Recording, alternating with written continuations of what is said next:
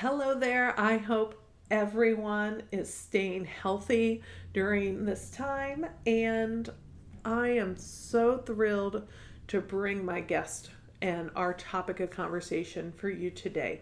I think it'll be really helpful with what's going on and help you, hopefully, by the end of the conversation of listening to us discuss, you'll have maybe a renewed sense of self or some more confidence in it's okay just to be who you are, not only on the yoga mat, but in the world.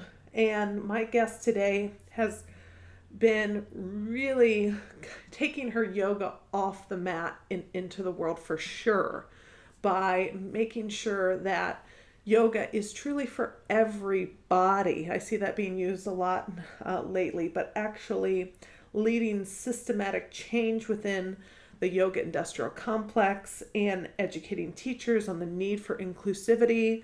We chat a little bit about that during our conversation, but really truly empowering students to come to the mat as they are, which is something I really love to do as well. And of course, she's doing it on a massive global scale. And I'm really, for one, honored that I was able to interview her for this podcast. And for two, I just loved our conversation. It was amazing and so needed for what's going on right now, and just a great reminder for us all.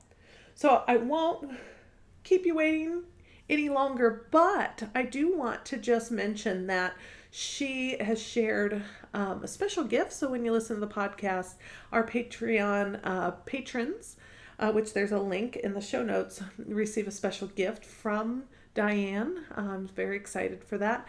And be sure we'll launch the giveaway. I am going to personally send out her book, Yoga for Everyone, 50 poses that anyone can do, out to a special winner. So all the giveaway details will be on Patreon, and I'll post on Instagram and Facebook as well. So be sure you're following me at Alyssa Finnig on all those platforms. There'll be links in the show notes too. So we'll go ahead and dive in. Enjoy the show.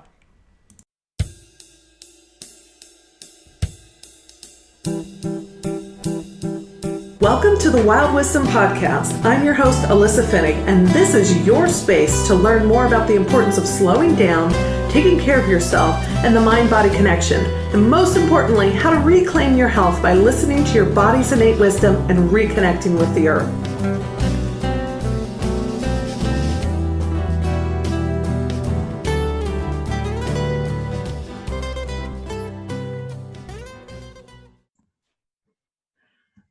Thank you, Dianne, for coming on the show today.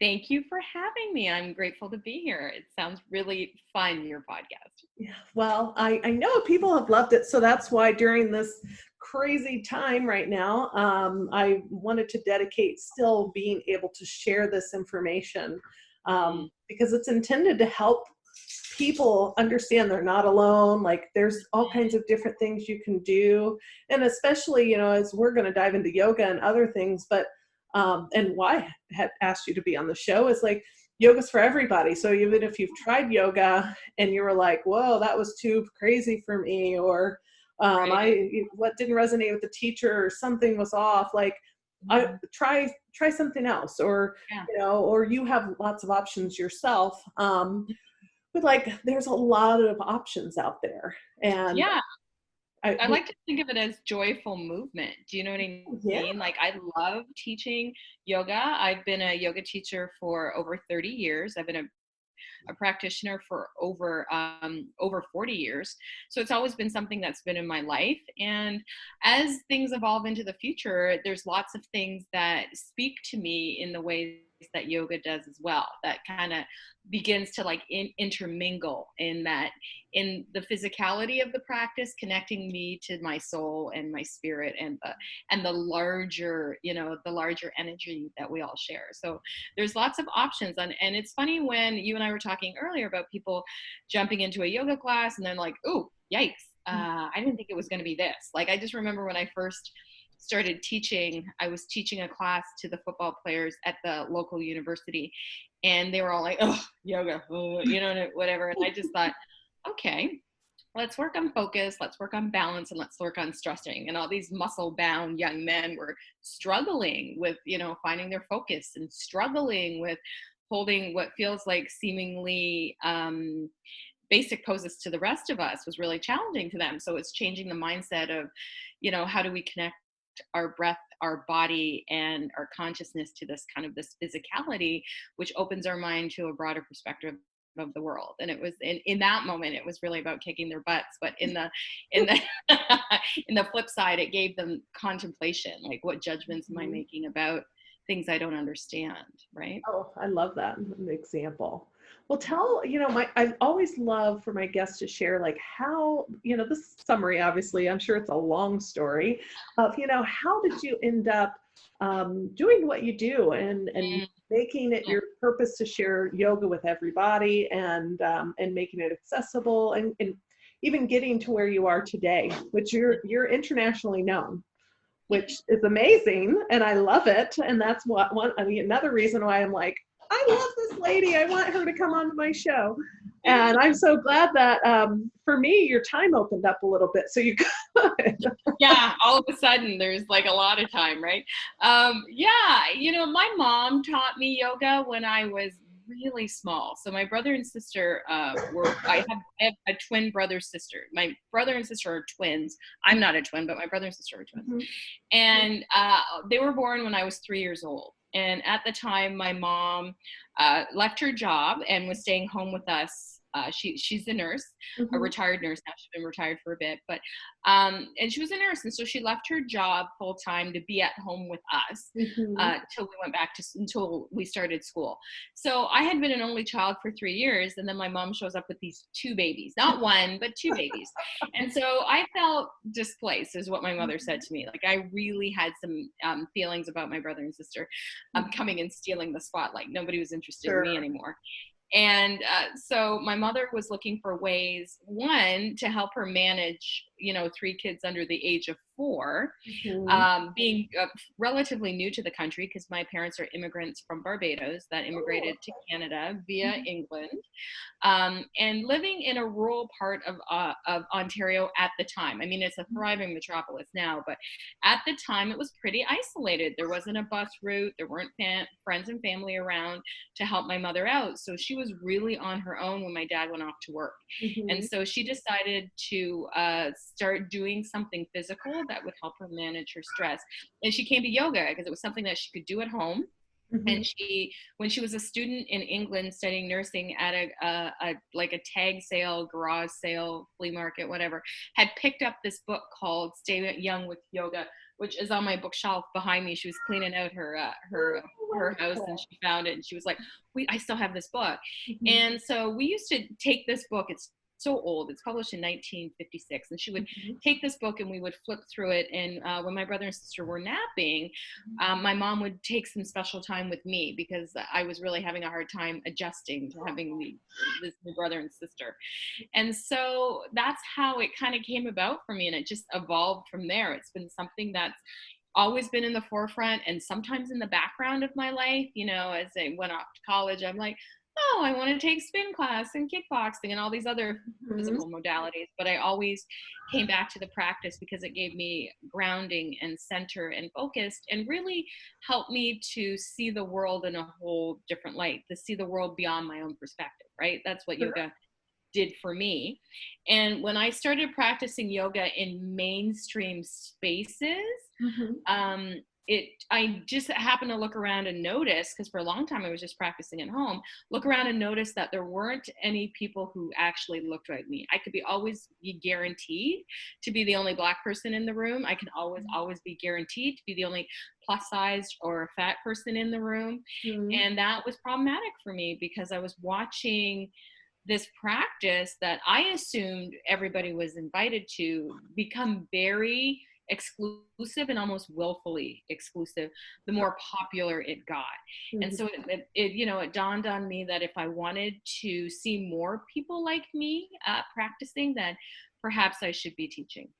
Sure. Yeah, I love that. I love that. I mean, I totally understand, because one of the reasons I opened my studio in Indianapolis but was because everything seemed to be the same, and I'm not a woman of color, obviously, but so I don't understand your experience completely. But I am plus size, and I wasn't all, like I've shifted weight and stuff like that. But As well do, yeah. yeah, it happens. Yeah. And what happened, what I saw was it just wasn't accessible for some people. So Oh, when I yeah. started studying more therapeutic, I really saw that, and Yeah. and had the intention of making that. And so we can talk about that offline. But we ended up we have classes for people with traumatic brain injuries now, like Oh, really wow. going into that expansive that sort of thing. So in that's my little personal story that I guess I understand, Yeah. how we see that in the world. Like there's this kind of, this is what yoga looks like, and then it's proliferated on the media.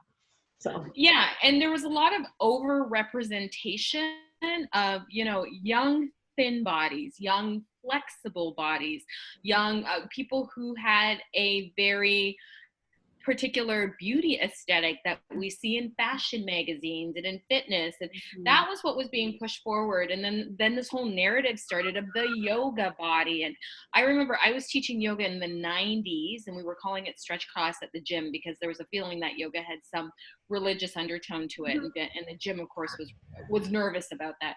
So we taught a lot of stretch classes. And I just remember Madonna, I think in like the early 90s, 91, 92, 93, somewhere, I'm dating myself now, had taken up yoga. She had started studying Kabbalah and had taken up yoga. And it was almost the minute she started talking about it in the celebrity circles, then my yoga classes had a bunch of people in them all of a sudden. It just became really popular very quickly. And I honestly remember watching Oprah Winfrey talking to Jennifer Aniston. She introduced her on the show and was commenting on Jennifer Aniston's body, which is a whole nother conversation for a whole nother day. Us commenting on each other's body, but and how do you look like this? And Jennifer Aniston saying, well, I do yoga. And then again, another surge, within my yoga classes. And so it really became something that was exclusive to, educated, affluent, white women for the most part, was what I was seeing highly marketed. So when we look at mainstream marketing, any of the mainstream clothing brands, any of the mainstream yoga publications, there was very little room for anybody who was practicing with a disability or practicing in a plus size body or was anything other than white. And I was really angry about that because I was thinking to myself, this feels like willful exclusion to me, to not represent anything. And so I started going for some of the bigger publications, speaking out on it. I wrote a blog in 2011 or 2012, I can't remember when it was, called Yoga Isn't Just for Skinny White Girls. And the title is clickbait, but the message is there's a whole bunch of us out here doing this.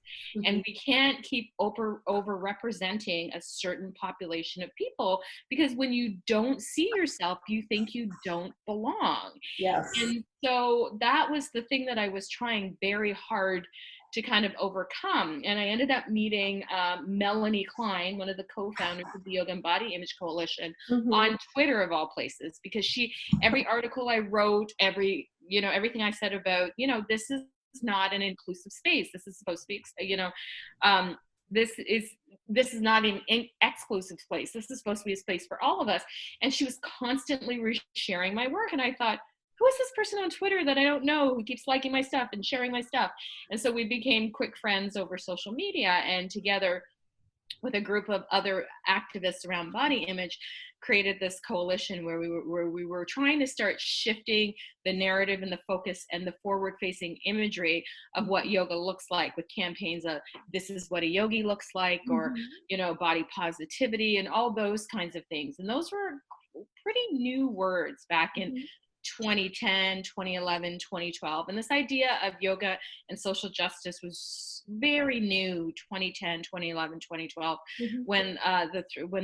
when we started as our little group of activists. And I called myself in the very beginning an accidental activist. I was just tired of not being Sure. represented. And as a Black woman within our culture or within our sphere, when Black women are often left out of things, we just create our own things, right? That's kind of the nature of how we're raised or who we are as a culture.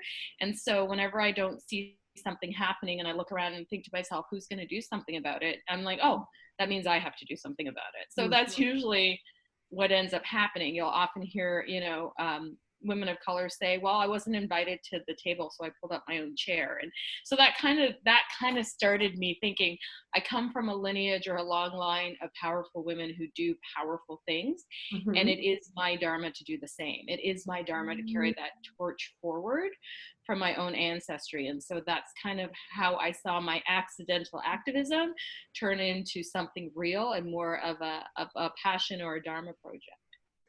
Well, I just got chills as you talked about that, and I love that, of just bringing this is bringing in the power of your ancestors, and because we talked before we started recording about like how I love that, and I can see that in your face. Actually, it was interesting. Like as you were talking about that, I was just like, you come from a strong line of women, and like you started talking about it, and so I love that. I think that's what every woman and man should really focus on, is what is their soul's purpose, like what is their dharma, and really align with that. And sometimes, like it's accidental or you're pushed into it.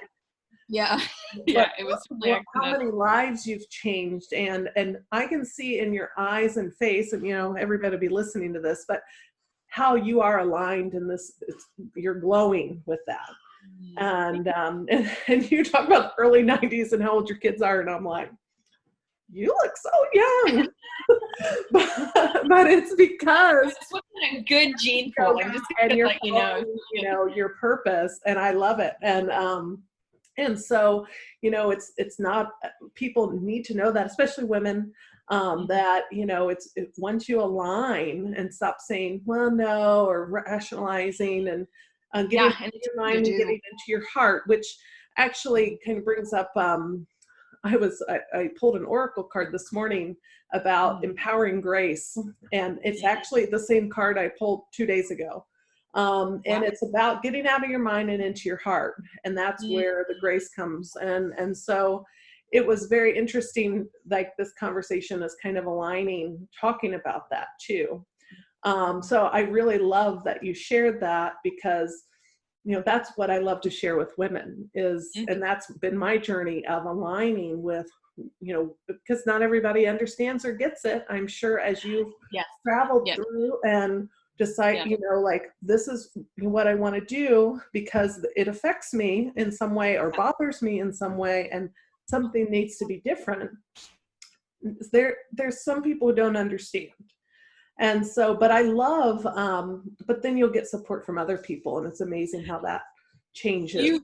You find your family pretty quickly, like, and what I've learned in my life is not everybody's going to align with your purpose. And that's great, because that cuts through some of the unnecessary things and places where you don't need to be spending your energy, right? Like, if, I'm all for having an impassioned, emboldened conversation about race, about sexuality, about economics, about capitalism, about any of those things that you want to talk about.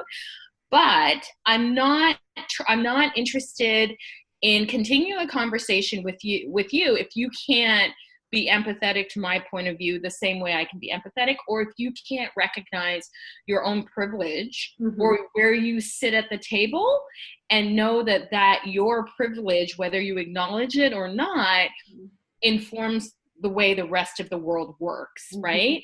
And so I'm not interested in carrying on a conversation with somebody who I have to continually educate on their privilege, because then it becomes about me as a Black woman or me as a Black person's value to society is to remind the dominant culture. And when I refer to the dominant culture, I'm talking to people who have always had access to the resources, who have always had a seat at the table.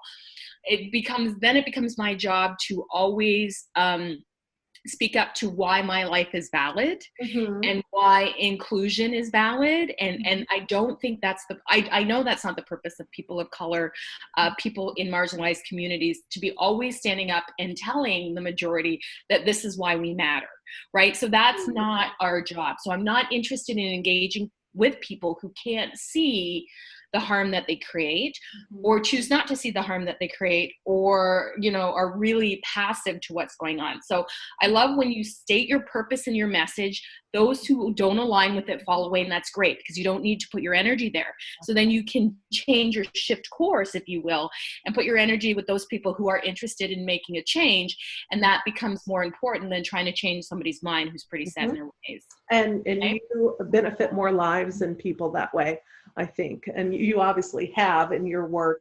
And I completely agree, even though that's sometimes challenging. Yes. You kind of shift that mindset, and you're like, it's okay if they don't like me, or they don't. Yeah, I prefer that they don't like me, actually. Yeah, exactly. If everybody likes you, you're doing something wrong. Right? Yeah.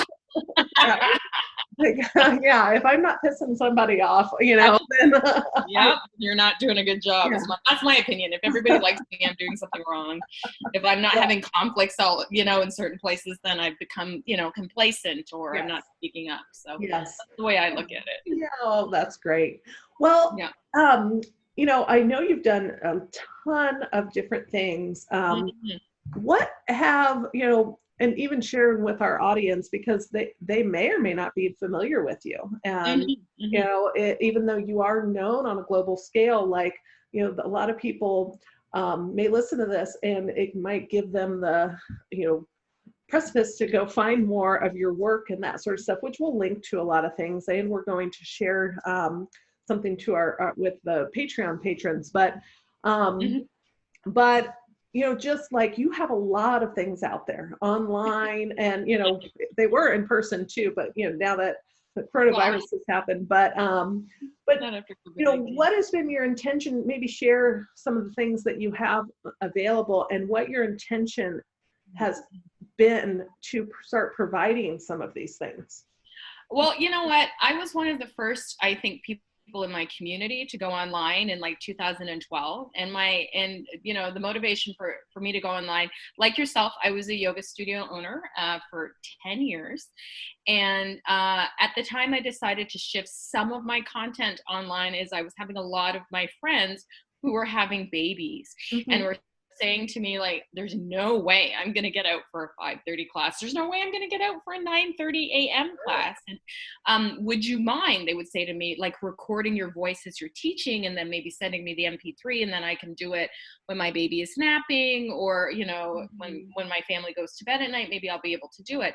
So then I spoke to my partner, and I said, listen, is there any way we can just record classes, and then anybody who as a part of the studio would just automatically get access to these classes? And he was like, sure, we can do that. So we set up a camera, and I just started filming classes and putting them up as part of your studio package. So if you belong to the studio, you now have access to all this content. If you can't get to the studio, it's all included in your if you buy a year-long membership kind of thing.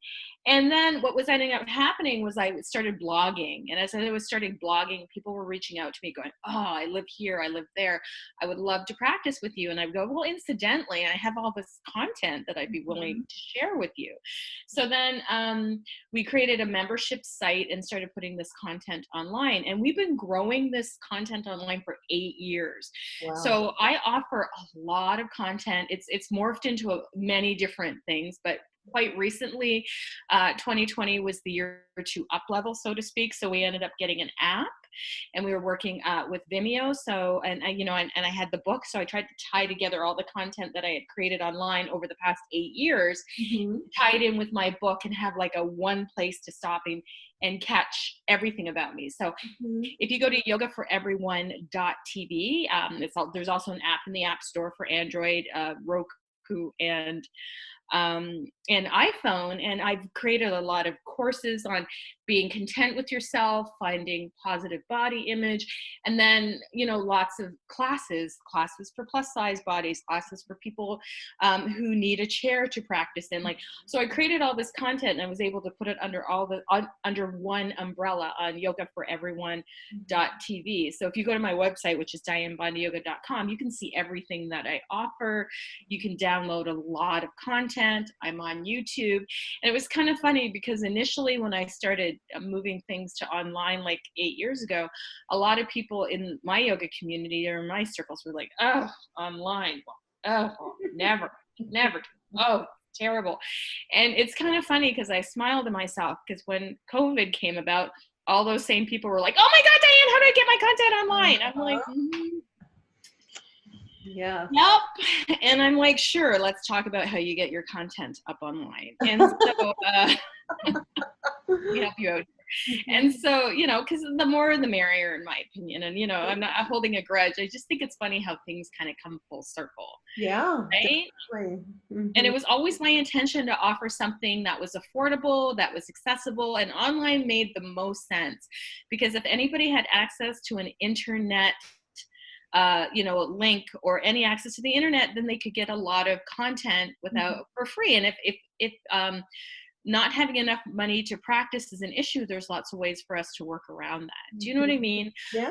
And wanting, accessibility socioeconomically, physically, emotionally, spiritually, like all the ways that accessibility happens for people. So I really wanted to make that my mission.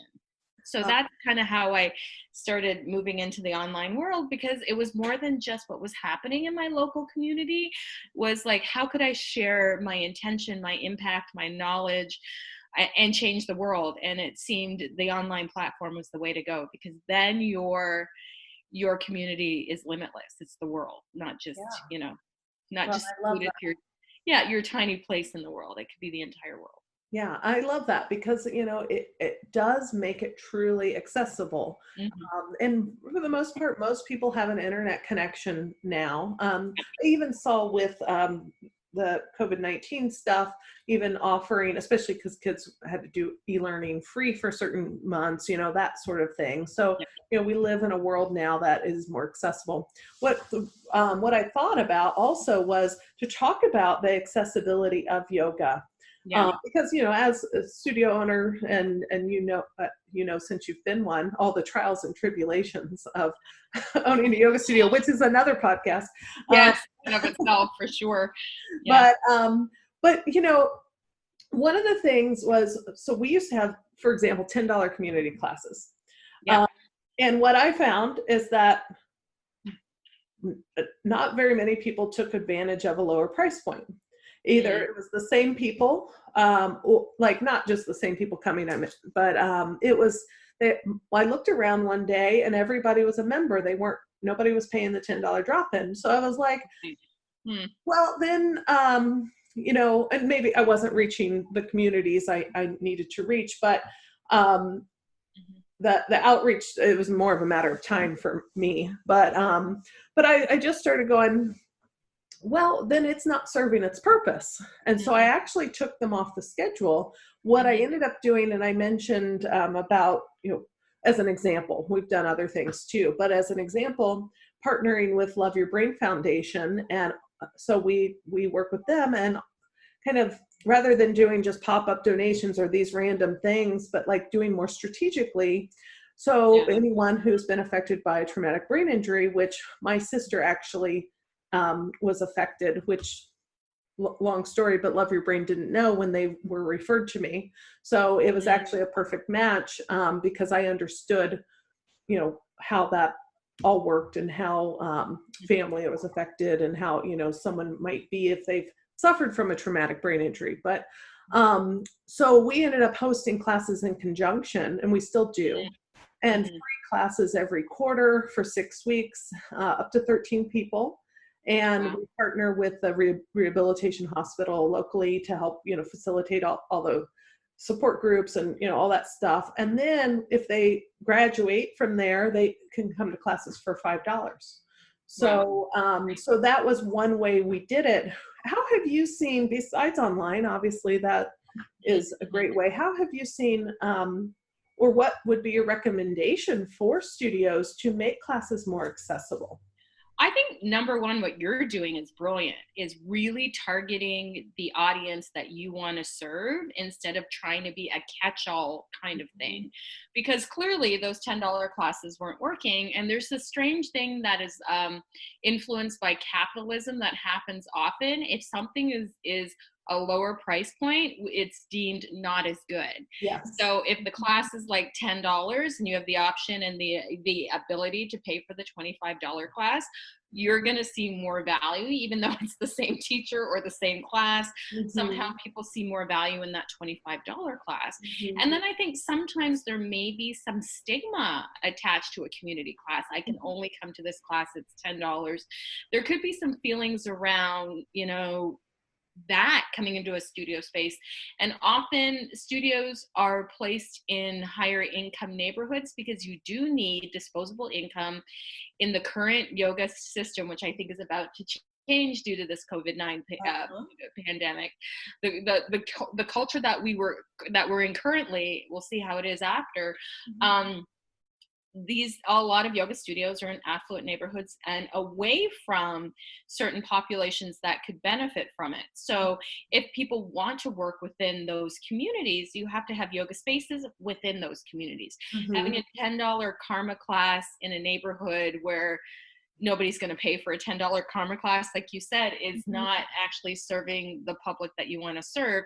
And then we also have to look at, what does your studio look like? And what are some of the invisible barriers that you aren't even aware of in your studio? Because we often say, oh, what do you mean? My studio is welcoming. We love everybody. And then you show up to the front desk and you get attitude from the person working the front desk, or you go into a class and people are moving their mats, or you don't see anybody that looks like you, or you get a teacher who's not familiar with the kind of body type that you're in, and they don't offer any suggestions for you to create variations or modifications for the poses.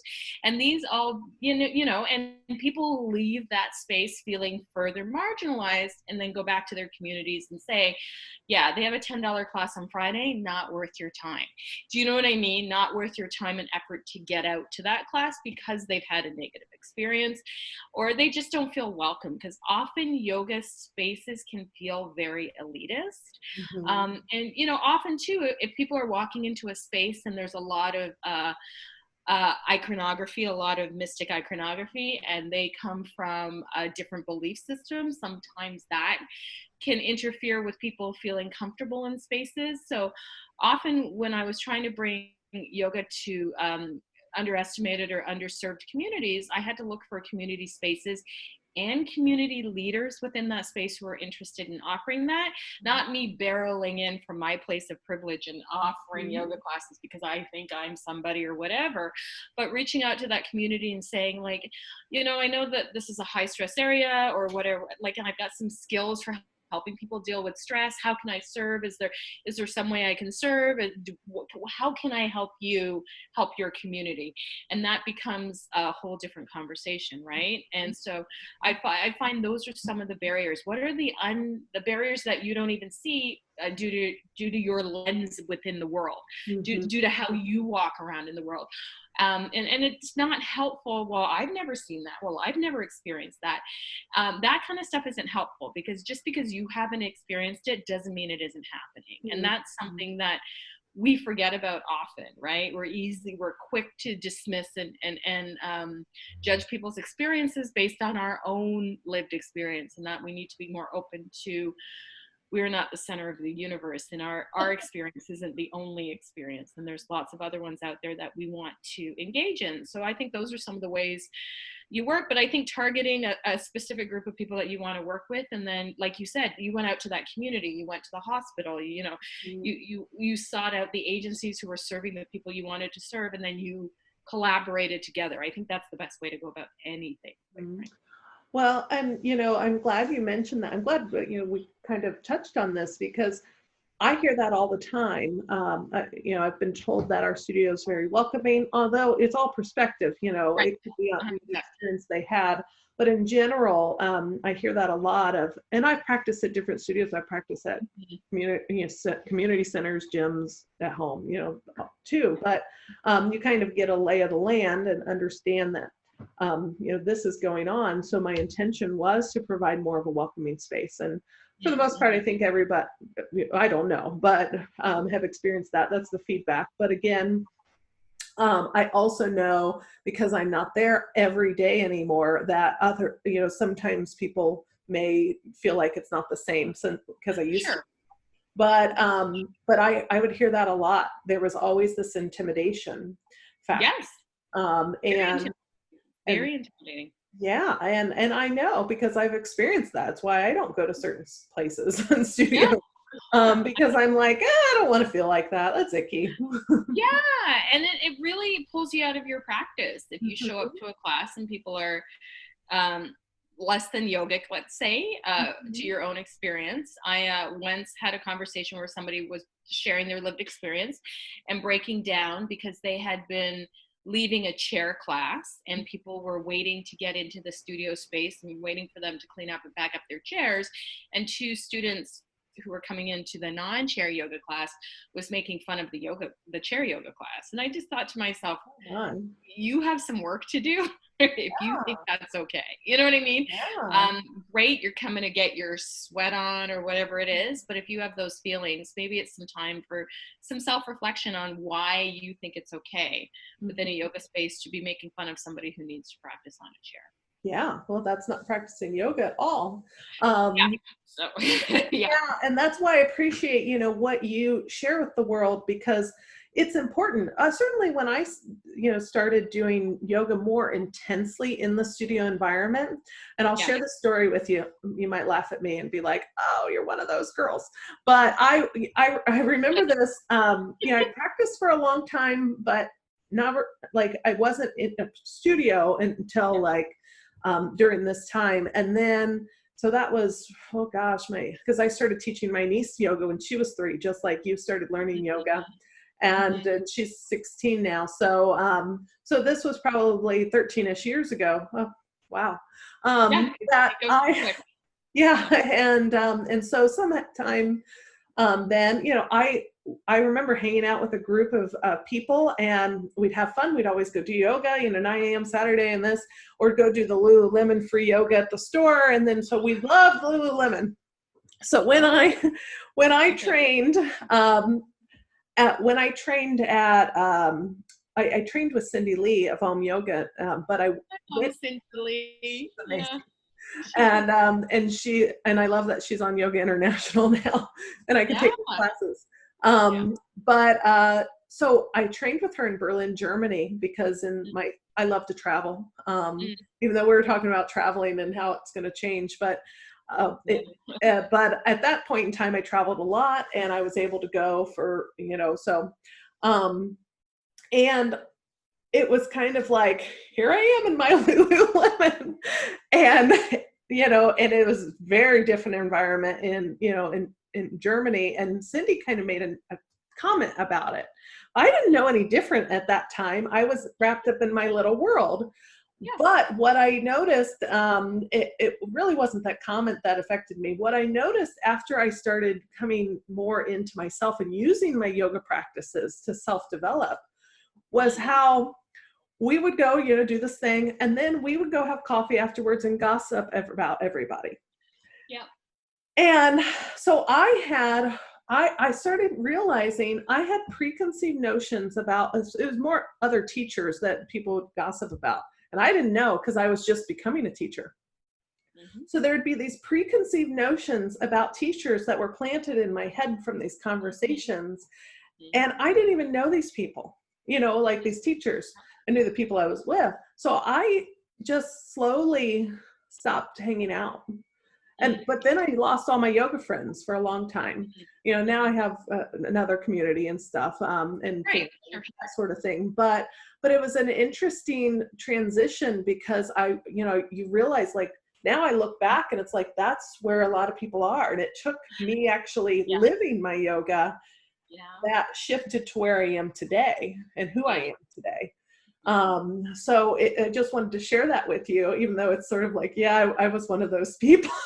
I think it happens to all of us, and absolutely no judgment. Your journey is your journey, and how you figure stuff out is completely fine. Mhm. Nobody hasn't ever gossiped, and we all have our things that we Yeah, need to learn right. through our yoga practice. So, yeah, I would never judge anybody on that, because you came to your own realization by living your yoga, and like the Mhm. rest of us can take the time and energy to do the same. And that was really what was critical for me, is why do I believe the things that I believe? Who Mhm. gets to influence my point of view? Mhm. Why does that person influence my point of view? Like, all these ideas, right, keep coming up, keep popping up.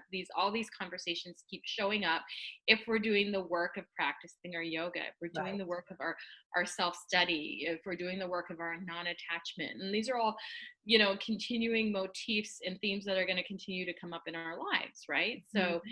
it's good that, now you can look back on that and laugh and see where you were, and you were young, and we were younger and we participated in that. And with time comes wisdom, and you find out that that's not what it's about. And that's what those people who are making fun of the chair yoga class are going to have to Mhm. come to terms with. And karma has an interesting way of just slapping you right in your face, whether you like it or not. So Right. that if you don't learn by your own self-study, I find that karma will show up and give you a little push. Yeah. Um, so that's always interesting. And I think we all come to the yoga space from different places. It's what we learn when we're here that's important, right? Yes, I think that is so important. I love that you shared that because, I was once asked by someone who had trained with me as a teacher, and she was talking about someone else, and she's very mindful. She's also very socially conscious, and that's her work. That's what she wants to do in the world, and that's her purpose. She was like, shouldn't every yoga teacher be, especially if they're a teacher, like, be that aware? And I said, they should be, but they You would have to hope. practice. They have to Yeah. do the work because, if Yeah. you're not doing the work, and then, you're not going to be as aware. And so you Yeah. have to. Yeah. That's And another sometimes karma conversation will, that could go down another tangent, but there's lots of rabbit holes to jump into. yes, of course. Yeah. Um, but she was aware, that in doing the work, and that's what mattered because she was on her journey. Um, Yeah. so, I'm thankful that you're going to share your Santosha journal with our patrons on Patreon. I'm sure they'll enjoy it and love it. And so, is there any final thoughts you have or want to share? Especially, Um, the one thing I would share for right now, because we're still steeped in the days of the COVID. For some of us, the giant pause. For others, the giant reboot to our lives, or the startup, or whatever. You and I talked about this earlier. If you are not being overly productive during this collective trauma, give yourself a break, okay? Like, I know there's lots of people out there, myself included, doing, do this challenge, do this, let's paint this, let's do that, let's plant a garden, da, da, da, da, da. You know what I mean? If you're not doing all those things and you're beating yourself up about it, please don't, right? Like, please don't. If you're taking this as some time to just like slow down and maybe reflect or whatever, that's okay too. And if you wake up and don't feel like doing anything, that's okay too. And if you're taking comfort in eating and that makes you feel better, that's okay too. And if you gain 20 pounds during COVID, that's okay too. Like, all the stuff that people are telling you is not okay is completely okay. So yeah. I just want to put that out there, because there's a lot of people beating themselves up for no good reason, and the world will already beat you up for no good reason. So there's no reason for you to add to that. Mhm. So I'm I don't. So as of right now, I had a hacker hack into my Instagram account and hold it for ransom, and Oh, so no. it's gone. If you go into Instagram, Dianne Bondy Yoga no longer exists. I'm now Dianne Bondy official, and I have like 6 posts or whatever. And for a long time, I was in the pity party for one, because that's 5 years of cultivating my audience, of creating content and all that, for it to be gone. But I don't think anything is truly gone on the internet. But, I've been sitting around, beating myself up. What kind of karma does that mean? Blah, blah, blah. And so then I started looking at, how can I look at this from a karmic perspective or from a yoga perspective, letting go of my attachments to certain things. And it's given me an opportunity to slow down, because I don't have to be constantly creating this content for Instagram. So maybe it's an opportunity for me to be like a little more still, a little more quiet. And I'm always thinking I need to take some downtime. And here I've been given an opportunity to take some downtime. So yeah. So I want everybody to do whatever it is that helps you get through this moment. And that when we get to the other side of this, to remember like what we learned, because what's going to end up happening is there's going to be a big marketing push out in the world to tell us that this wasn't so bad and you need to get over it and it's time to move on and it's time to get things up and running. And there's going to be all this push for you to jump back in and try to get back to where we were. Here's the truth. We will never be where we were prior to this, because everything has shifted and we've learned so much more about who we are, about how the world works, about the big myths of capitalism. All of those things have shifted. So going forward, how do you want to show up in the world? Like going forward, what can we learn from this collective trauma so that we don't repeat it in 10 years or 20 years or 30 years or 100 years? And how can we be kinder, gentler, and more aware of each other when we come out on the other side of this? So that would be my thoughts. I'm going to be traveling a lot less after I saw that article from Forbes.com, what it means to travel. I'm not really down to invest in a hazmat suit, and I like my carry-on luggage. So I'm going to be shifting a little bit. I'll be more on my online platforms on my website. I'll be doing more things that I hope that are accessible from your computer, and I'll be really cherry picking the big public events that I do, so that my travel is minimized. And that's good, because that's less of an impact on the planet and all kinds of things. So going forward, how do you want to show up in the world? And give yourself permission to be however it is you want to be. But this is the, for some of us, a great big pause. Some of us, are sitting home, not doing a whole lot. Others of us are essential workers. And shout out to all of you who keep the world running. It's not capitalism, it's you that keeps the world running. And I am grateful for your service. And I'm grateful every time I go out in the world and you're putting your life at risk so that I can buy my coffee or whatever it is I need to get through this time. But give everybody a break. Show everybody some kindness, and remember that you get to show up in this world exactly as you are, without criticism from anybody else. So give yourself a break. That was wonderful. I love what you shared, and I appreciate it. I really, really appreciate you being on the show and sharing your wisdom with everyone, because it's important. And I think your words are really powerful during this time. And I know everybody will listen till the end, so I'm not even worried about that. But they need to hear those words, and remember, and just remember to show up as they are, like you mentioned, but just let things be and allow. That's been Let's not try to control stuff, because it never works out anyway. So let's just let go and let be, and let, as my mother would say, and let God, but whatever, like, you know what I mean? Do what you got to do. Well, wonderful. Thank you again, Dianne. I appreciate it. Thank you. It was a real pleasure to talk to you, and keep well, Alyssa. Keep well.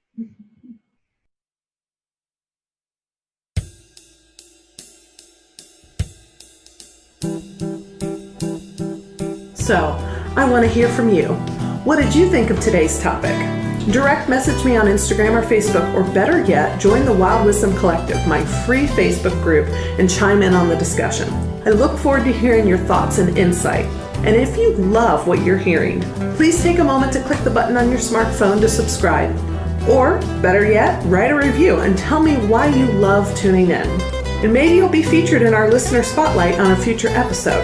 I cannot wait to see you again, same time, same place next week. Wild blessings.